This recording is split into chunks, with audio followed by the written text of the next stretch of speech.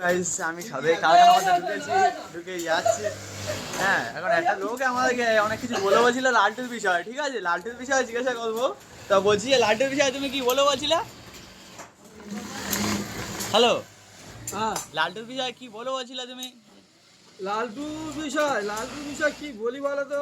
হ্যাঁ, যা টাকার বাজেট সব ছাবালগা, মানে প্লেয়ারদের খেলে নে তো টাকা দিবে না, চিন্তা ভাবনা নেই। আচ্ছা। ফের এই যে আমাদের চব্বিশের টিমগুলো বাদ দেওয়ার পর ওর যে মাথা হ্যাং করে গেছে, দর্শক তো মোটা হয় না, ও টিকিটও বিক্রি হয় না। ও এখন কি খাবে সেই চিন্তা ভাবনা করছে।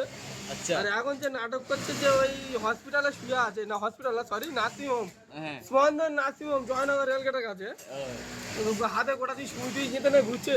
হ্যাঁ। ও সুইটি জিতে নিয়ে ঘুরছে, ও কারো টাকা দিবিনি, খেলা হবেনি। ও সেই চিন্তা ভাবনাতে ও আর খেলা চিন্তা ভাবনা নেবে না। লোকের বয়াদি চাইছে কি আমার শরীর খারাপ, আমি ওপরে দেওয়ার চিন্তা ভাবনা, কিন্তু ওসব সব নাটক। ও তাই? হ্যাঁ, তো কি হলো? কি হলো এখন মনে হচ্ছে শুয়ে আছে। কালা